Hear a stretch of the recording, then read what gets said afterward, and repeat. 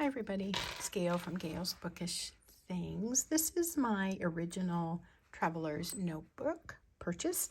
In other words, this is the first one that I ever bought that was the actual Traveler's brand. Stamped on the back, made in Thailand, and I think it was previously Midori. It was funny because I first came into this journaling world with the leather notebooks and so forth, and drawn to other brands, and I really didn't like the look of the Travelers at first. I didn't like that thing. I didn't like that it had the elastic coming through the bottom versus the side spine there. But it grew on me after seeing several YouTube videos, and it started to really appeal to me. I bought this. It was the camel. It's much darker now due to the distress I have inflicted upon it. And anyway, I didn't like the fuzzy feel. It kind of boils down to that. I was kind of intrigued by the design after all and wanted, you know, kind of the more genuine product, but the fuzzy really bothered me. So I tried a number of things on it. Finally, I applied some lotion, and that seemed to help a lot with taking away the fuzzy. I had at one time had a pocket attached, and I did it crookedly, so I had to take that off because it started to annoy me. And then I tried to scrape off the glue and ended up, because I tried to stitch it on, I just couldn't puncture the leather, so I glued it on, got the pocket off. It was sort of ripping off anyway, tried to scrape off the glue and ended up gouging the leather in spots.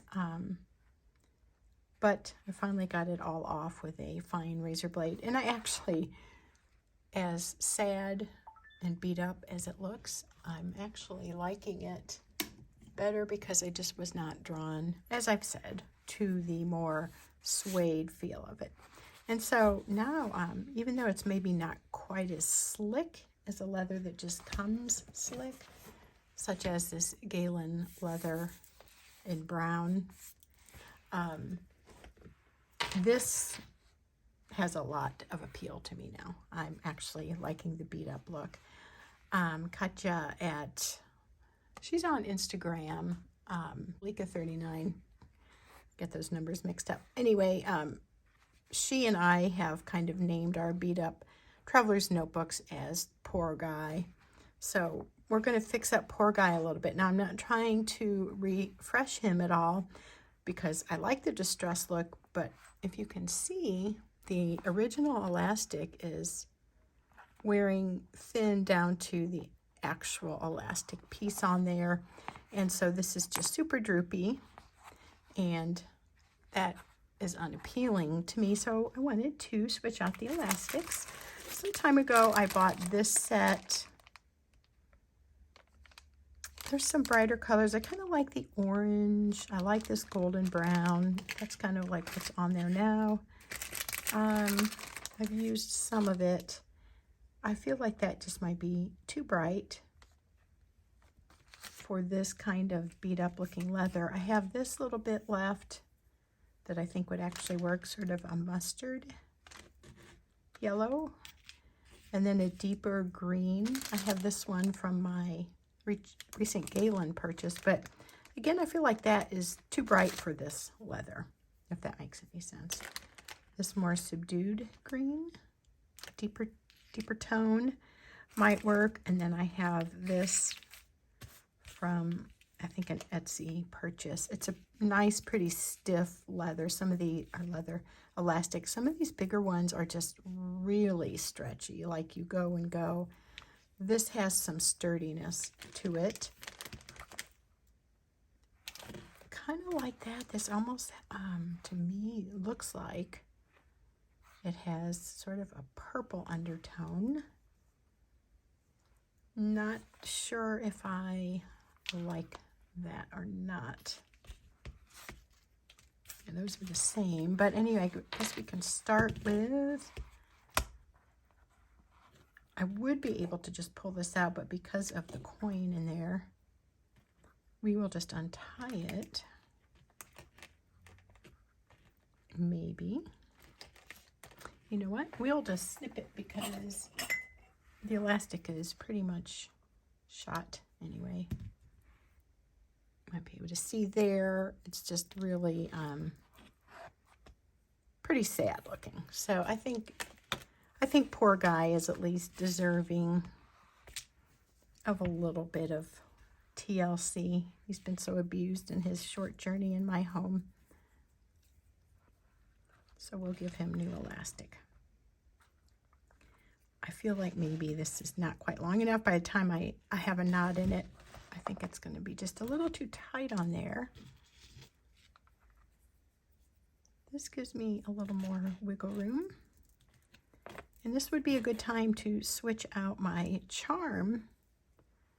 But I think I will just go ahead and stick with it for now. This is a coin from Guatemala. My husband was nice enough to drill a few holes in some of these coins for me. So I could have sort of a token looking type charm. That hole there is pretty large, really. Look at that, wasn't any trouble to string that through. This is a little homemade cover, by the way, when I was playing around with the idea of a cloth folder. I said cover, it's more like a folder. This is where I accidentally sewed it shut, the openings here. Yes, that's me in sewing. A mixture of success and pathetic mistakes. Let's see how this looks. So anyway, I think I mentioned that because I was going to say this mustard yellow does not match with this, but look, there's a little bit of mustardy yellow, golden yellow in the center of those flowers. So this could actually work. And it could maybe be a little tighter, but I think it's okay. I think that actually works all right. Kind of liking that. Spruces it up a bit, but not more than you would want for this rather rustic looking cover. But I think just having the elastic that fits a little more snugly is a good touch. And that's all. I just wanted to take you along for that journey where I do something nice for this poor neglected notebook that's finally found a purpose in my journaling world, which I will just say is to carry some ephemera pieces that I keep in my, what I call my Bible basket, but it's where I have a lot of my morning reading and journals and prayer and gratitude stuff. So this sits in there and it holds some of the decorative elements to that collection of books and notebooks. That's all. Hope that was just a little bit fun to see and maybe motivates you to try sprucing up one of your journals. Maybe just a simple elastic or a charm, and it'll give it a fresh new look. See you again soon.